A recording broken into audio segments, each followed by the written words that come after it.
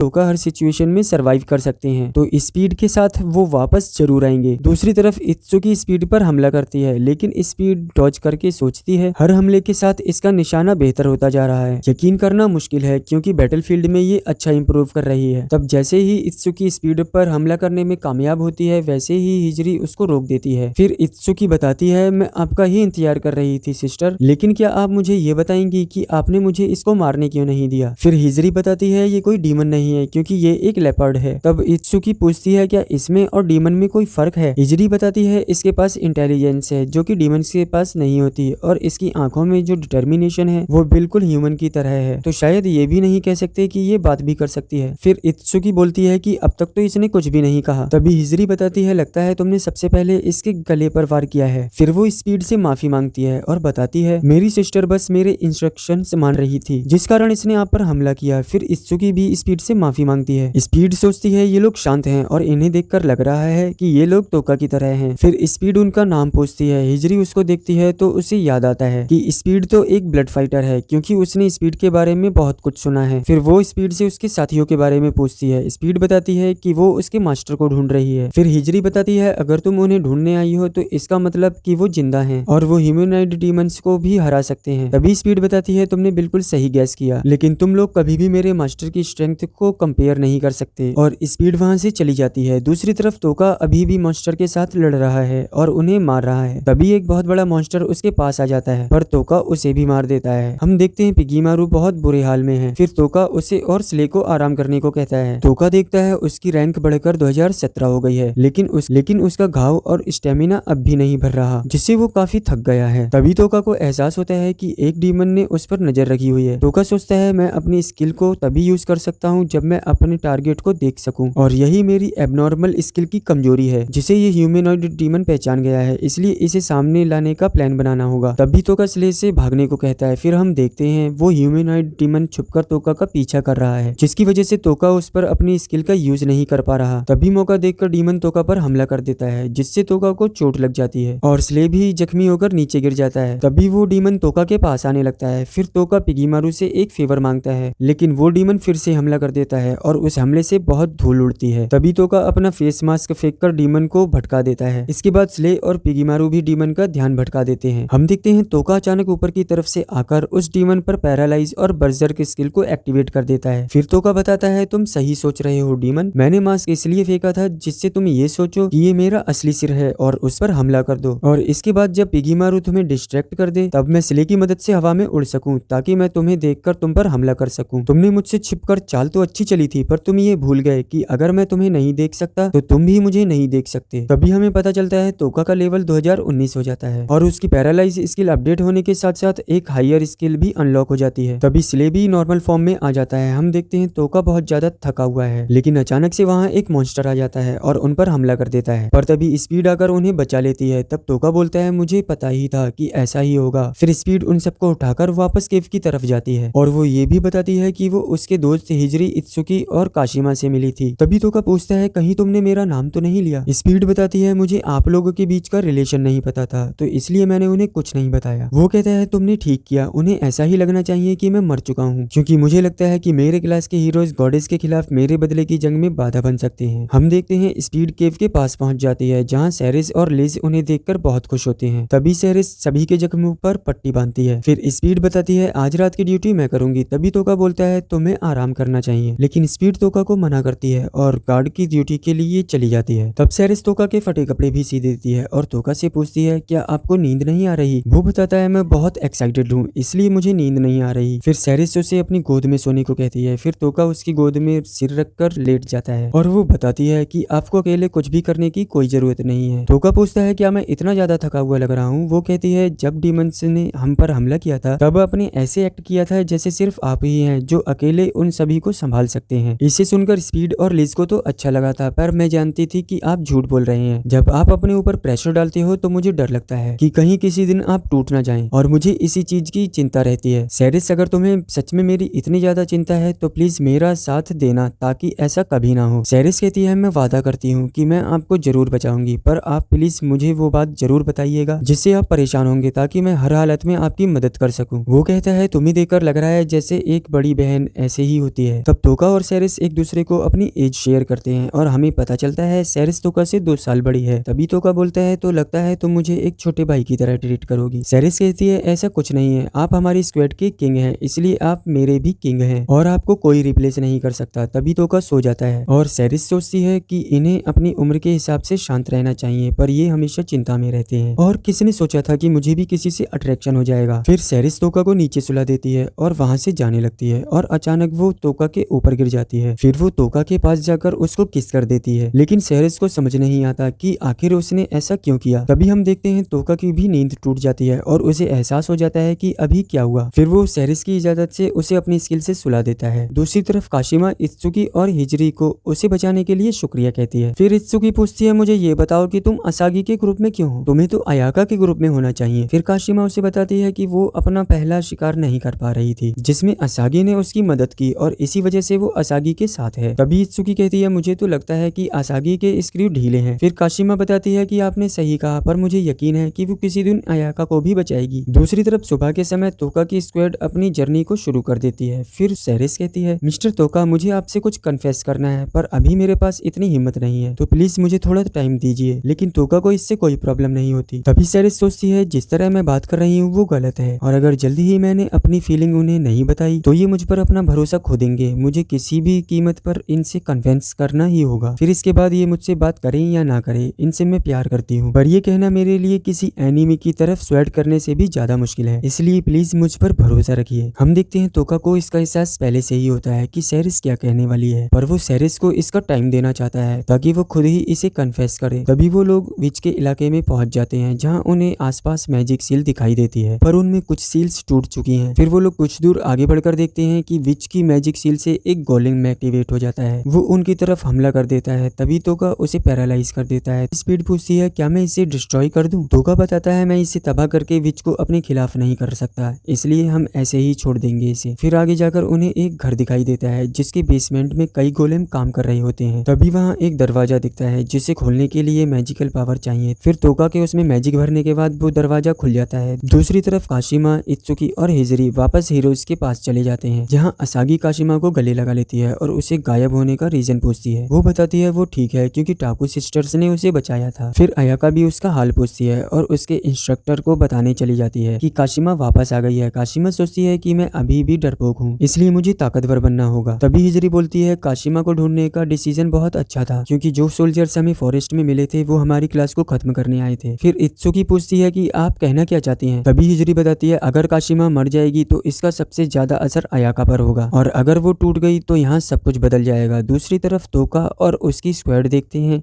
कि दरवाजे की दूसरी तरफ एक अलग ही दुनिया है जिसे देखकर वो सब हैरान हो जाते हैं। तभी अचानक फॉरबिडन विच उनके सामने आ जाती है और तोका सोचता है ये पक्का वही विच है। इसके बारे में जो अफवाह है अगर वो सही है तो ये मुझे बुक ऑफ फॉरबिडन स्पेल समझा सकती है। दूसरी तरफ गॉडेस बताती है जल्द से जल्द सारे हीरोज को वापस बुलाओ क्योंकि ग्रेट डीमन एम्पायर की आर्मी में हरकत हुई है, तो देखते हैं कितने लोग वापस ताकतवर होकर आएंगे। दूसरी तरफ फॉरबिडन विच कहती है मेरा नाम एरिका है और मैं वही फॉरबिडन विच हूँ जिसे तुम लोग ढूंढ रहे हो। तोका सोचता है अब इंतजार करो गॉडेस, मैं वो सब कुछ बर्बाद कर दूंगा जो भी तुम्हारे पास है। और इसी के साथ फेलियर फ्रेम का सीजन 1 यही एंड होता है। गाइस प्लीज चैनल को सब्सक्राइब जरूर कर लिया करो।